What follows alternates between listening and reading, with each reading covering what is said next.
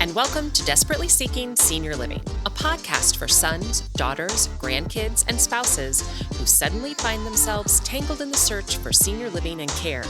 If you like today's episode, don't forget to subscribe and check out our doable download in today's show notes for a printable summary of the show and a bonus tip from our guest. You're listening to our doable tips, short answers to your questions. Don't see your question listed? Send us a note.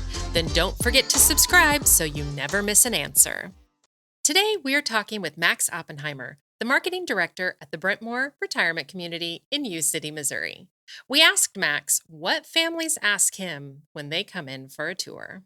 So what would you say is the one question that families ask you the most? Me personally, in this building, do we need independent living or do we need assisted living?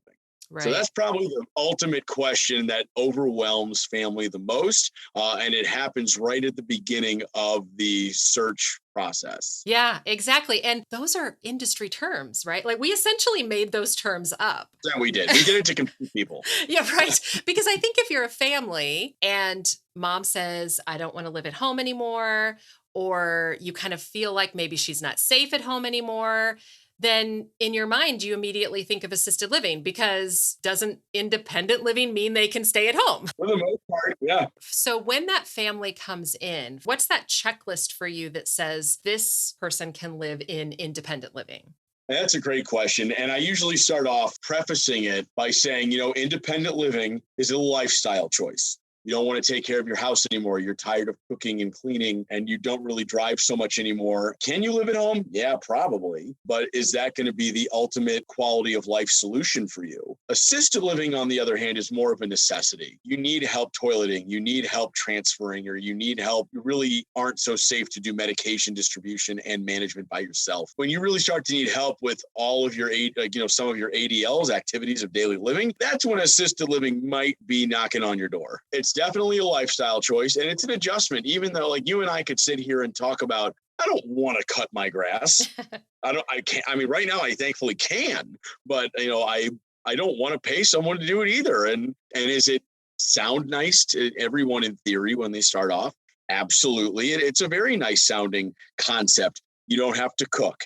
You don't have to clean. Yeah, you can, if it's snowing outside and you're a little nervous to drive to your doctor's appointment, our transportation can take you. It sounds nice, and then it is very nice, but you move in and then there's that adjustment period as well. And it just kind of hits you like, what did I just do?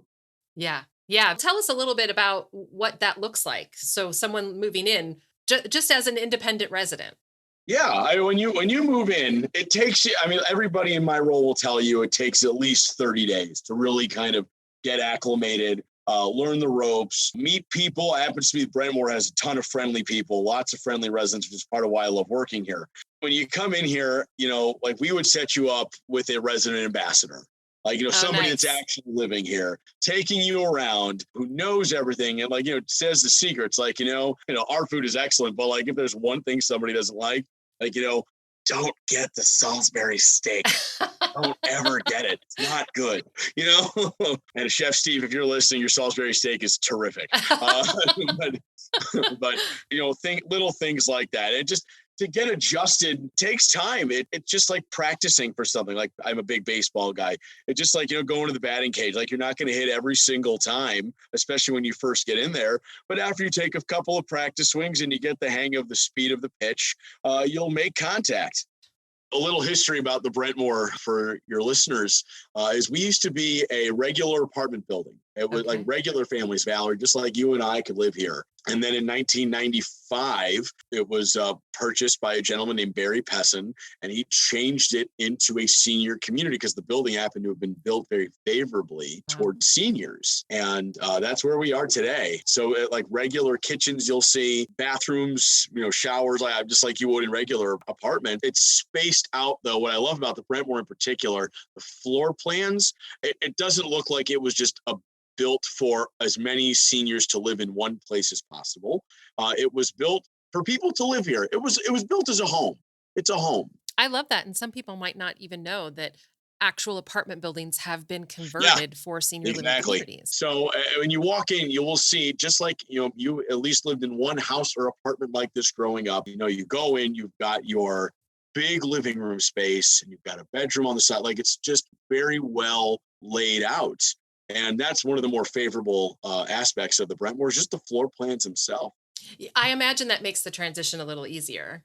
Yeah, I mean, I tell this story all the time. It was like my third week on the job, and I had this sweet, sweet lady come tour, and she was ready to rock. I mean, independent living, you get two kinds of tours. You get people that are ready to move in 5 minutes, or people that are ready to move in 5 years. So it's a huge balance between the two. This woman has been emptying out her house for years for this moment, and she came in to take a look at the Brentmore. We walked around and we walked into one of our one bedroom apartments, 850 square feet. She walked in. I don't think we were in there for 30 seconds, and she instantly started crying.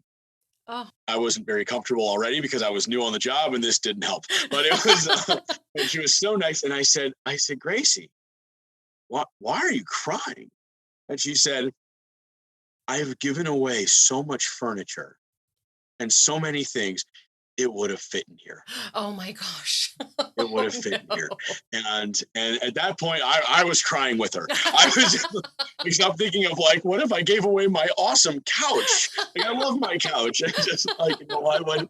So yeah, that's kind of one of the many reactions I get, with the apartments. But that just goes to show you how shocked some people really are about how much of their belongings from home they can take with them. Right. And she probably thought that she was planning for the future by getting rid of all that furniture, not realizing that, yeah, that it could have fit in her new apartment.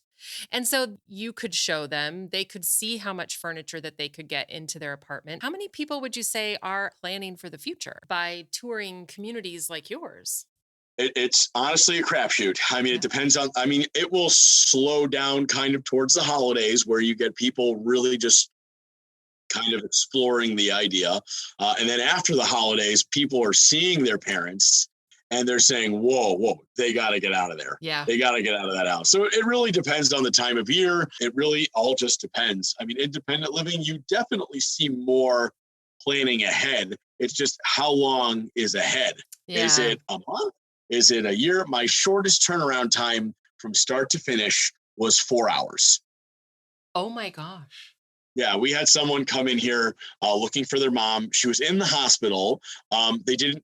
The family was just a delight. They did not look at places the whole week in advance. They had for discharge planning, and it was for independent living also. Assisted living, it wouldn't be a huge deal, but independent living, I'm never used to that. I'm really not. Yeah. So it was quite an experience because our apartments are unfurnished. So we had to come up. Wow. I had to find a mover, and my buddy Kristen helped me out. She came and I, within she happened to have had availability that day, and she brought all the stuff. It was so stressful, but it was awesome. It was really like, just to be able to say we did it, and she's still here. So it's really yeah, it's fun. Yeah, I mean, I imagine this is not like top of anyone's list to sort of think about senior living.